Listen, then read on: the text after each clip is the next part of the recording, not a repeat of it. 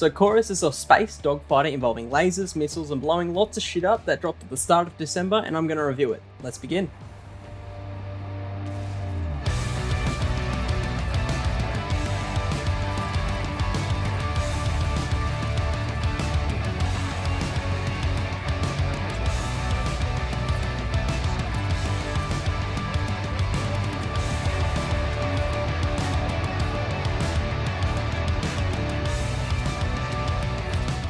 Chorus is a single-player space dogfighter game where you play as Nara, ex-evil badass who is reformed and on a mission to defeat the evil empire that she ran away from called the Circle, who are on a mission to bring peace to the galaxy by conquering it and harmonizing it in Chorus. Created by a small team of 12, this indie title has a lot of ups and equally as many downs, but the bright side is that, without spoiling my own video of course, the game excels where it needs to in order to be a great experience. You can tell the passion the developers have, and it is clear that all who were involved tried their best to make this game an engaging experience. Which is something that these friendly fellows seem to not give a shit about anymore. Anyway, enough waffling on my behalf, to the review. Editor Kim quickly jumping in here. If you see the footage looking a little bit grainy like it's in 1280p, that's because it is, it's not your internet connection.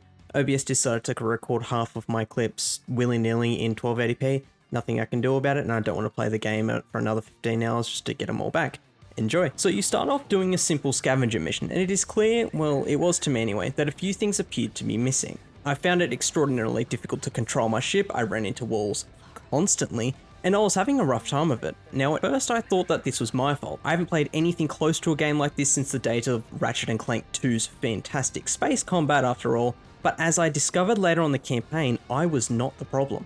Let me explain. Chorus feeds you mechanics as you progress through the story. You get more and more powerful as time goes on, and this power is directly correlated with your own enjoyment. Now this is a common thing to happen in games. Not only does it make sense to get more abilities as you get more powerful, but it can also help with introducing mechanics. The issue in Chorus is that it takes too long to get to what I would consider to be your core set of abilities that make the game fun. This is a problem. A big one. Without these abilities, the game really isn't that good. The ability to strafe, jump, and use all three of your weapons made a world of difference, and I didn't unlock these until I was 20% of the way through the game. I browsed a few Steam reviews, and most of the negative comments about the game are from people who couldn't surpass the first few hours, and I fully understand why. First impressions are everything, and this game just fails at it. I myself put the game down for almost a week because I just couldn't be bothered coming back to the game. I had more important things to do. Now I'm very glad I did come back because the game gets really good, especially the combat after this point, but it just takes forever to get there. And to add further fuel to the fire, the enemies you face at this point are just painfully dull. Essentially, they are the same enemies that you fight later on in the campaign, they just have no powers, proper weapons, or really anything to make them interesting. This is a good thing, I will say, because you'd get absolutely dumpstered if they had any meat to them, but it doesn't do the game any favours. My advice for anyone who wants to start playing this game is to simply rush the main story until you get your Q button feature, at which point you can go back and do all the side quests because they are worth it. You'll just be able to have some fun in the process. Now it's at this point that I was quickly introduced to the other very weak aspect of Chorus, the dialogue and acting. Now Nara is fine. She's not the worst character I've ever seen in a video game, but that's only because she has nothing going for her. She is painfully boring, and the same fact goes for just about every other character in the game. Dialogue between characters feels awkward and forced in all situations, and the voice acting never makes you feel like the situation is real. Whether that's because of poor writing or poor acting, I cannot tell, but something is amiss. Now this would be made up if the story itself was good, which it's not. The story in this game is almost like watching every second episode of every second season of a very averagely written TV show. You can kind of make sense of what's going on, but characters, events, and things just sort of happen. One minute you're losing a war badly, and the next minute there's a civil war going on and you're just like, well, alright then. Now I have just one more big negative to talk about before we can get to the good stuff, and that negative is time wasting. I often, and I mean very often, felt like my time was being wasted when I played Chorus. Now, this wasn't because of shitty mechanics or because every mission was a pointless wave defense, but rather the game has two main factors that add up over time to just waste it. The first is the dialogue. Dialogue between characters is slow to the point it hurts. There is a big pause between what people are saying, and unless I am King Fucktard himself, there is no option to skip it. Ever. On top of that is the fact that quests and missions don't allow you to use your zoom button, and quests and missions never truly finished until all characters have finished damn well talking. It's like being stuck in a conversation with your awkward coworker every time you have dialogue, and it sucks. The other half of the time wasting comes in the form of traveling between point A and point B. Have a look at this, for example. Bruh. You see me flying,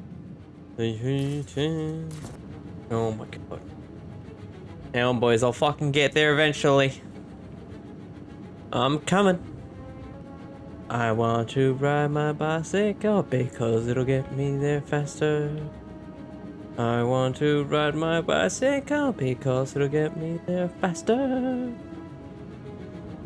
You say fat, I say slow. Now that happens probably 20, 30, however many times, I didn't count, and it's just really difficult to get through. It can sometimes take up to a minute to travel 97 kilometers to your destination, and there's really not much in between. Sure, there might be like a random salvage mission or something like that, but those are rare, and mostly it is just an empty universe. Now this is a space dogfighter, so let's judge it on that. Enough beating around the bush. When you aren't simply traveling from point A to point fucking Q, the flying, especially when in dogfights, feels amazing. I have no idea how grounded in the laws of reality and physics this game is, but nothing can take away from the sheer satisfaction of ducking, dodging, strafing, and basically gut punching the galaxy with lasers, rockets, and psychic bullshit. This only gets more satisfying as the game goes on as well, as your movement really does contribute to your ability to fight and win almost more so than your weapons. You learn to push your fighter to its limits, and this continually makes the game funner and funner as you progressed. Okay, so I've established that the flying is great, but how about the shooting? And I can say this is where the game, despite having a few flaws, excels. When you're in the thick of it, dodging, strafe bombing, and shooting your way through anything and everything that this game has to offer you, the game is a blast. You get 3 different base weapons to use, special psychic powers called rights that you can use in combat to duck, dodge, weave, and flank, and overall, it's a blast. There is a sort of scissors, paper, rock style to the combat where lasers kill shields, missiles kill armor, and Gatling guns kill everything, and in no time you'll be weapon swapping like a pro and absolutely devastating. Your enemies also scale up with you, and not in the way that they simply get more HP. Rather, the game is continually adding new mechanics to the base enemies, and this keeps them refreshing and challenging. By the end of the game, you really start to feel like quite the god. Your psychic powers are in full swing, and you become a professional ass kicker, and the combat, it really is just fantastic. Now, this is not to say the combat gets easy at the end. Yes, I said you're a god, but if you are not improving constantly, your flying and your shooting and your incorporation of all the abilities and buttons the game has given you, you will die. Over and over again, like I did.